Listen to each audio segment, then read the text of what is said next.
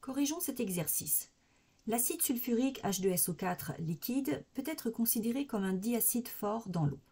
La réaction entre l'acide sulfurique et l'eau libère 2 ions H3O+.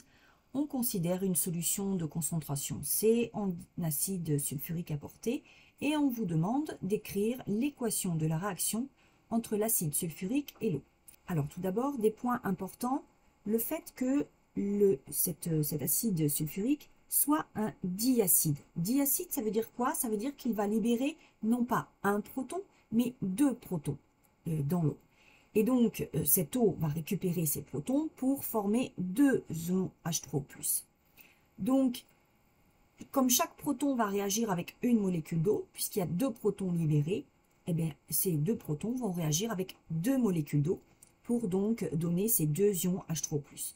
Donc là, l'équation va donc pouvoir s'écrire H2SO4 à l'état liquide, qui va réagir avec donc 2 molécules d'eau.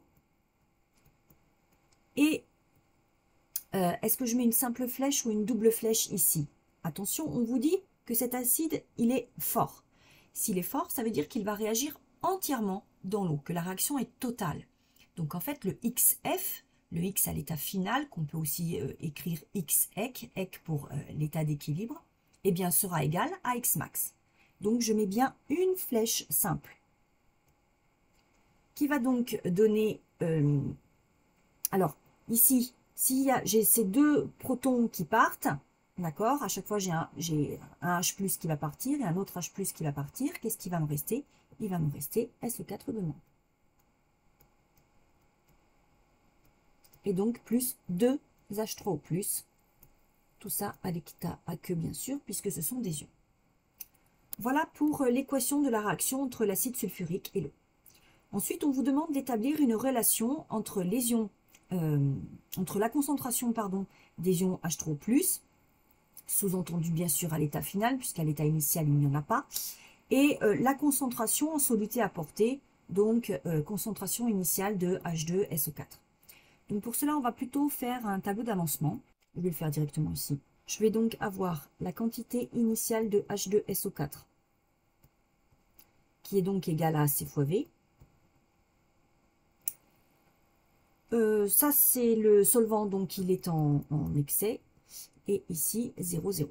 À l'état final, c'est-à-dire pour XF égale X max, je vais l'appeler XF, mais vous savez que c'est aussi égal à X max. Alors pourquoi? Je répète, parce que ici, on vous dit bien que c'est un diacide qui est fort. Donc ça veut dire qu'il a entièrement réagi dans l'eau. Et donc, nous obtenons la quantité finale donc de H2SO4 qui par définition est égale à CV moins XF. Et bien ça sera égal à 0. Bon, là, c'est toujours en excès. Ici, d'après les coefficients stoichiométriques, j'aurai donc XF. Et ici, attention, 2XF. Donc, pour pouvoir maintenant répondre à cette question. Alors, la concentration en H3O+ à l'état final, par définition, c'est la quantité de matière en H3O+ à l'état final. Et bien, ici, cette quantité de matière, elle nous est donnée ici, c'est-à-dire donc 2XF. Divisé donc par le volume. Or, d'après ceci,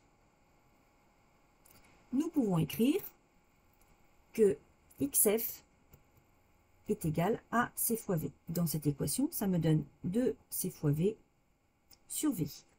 On va pouvoir simplifier par le volume, et donc j'obtiens que la concentration à l'état final en H3+, c'est 2C. Donc voici la relation entre les ions H3O+, et la concentration en soluté apportée.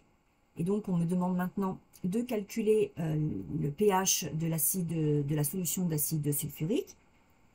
Alors je reviens à la définition du pH, qui est égal à moins le logarithme décimal de la concentration en H3O+, donc à l'état final, sur la concentration standard, c'est-à-dire encore moins le logarithme de 2C sur C0. Et donc, je peux passer à l'application numérique. pH égale moins log de 2 fois 5,010 puissance moins 3 sur 1. Alors, pas besoin de calculatrice ici. 2 fois 5, ça fait 10. 10 fois 10 moins 3, ça fait 10 moins 2. N'oubliez pas que le log et la puissance de 10 sont des fonctions réciproques, donc ça me fera moins 2. Avec le moins devant, ça me fait plus 2. Attention, la concentration m'étant donnée à deux chiffres significatifs, je donne ici le pH à deux chiffres significatifs. Et j'obtiens un pH de 2 pour la solution aqueuse d'acide sulfurique. Le dernier point, la solution d'acide sulfurique dans l'eau, eh bien vous voyez qu'elle ne contient pas cette molécule, mais uniquement ces deux ions, donc 2H3O+, plus SO4 de moins, c'est en effet la formule donc, de la solution aqueuse d'acide sulfurique.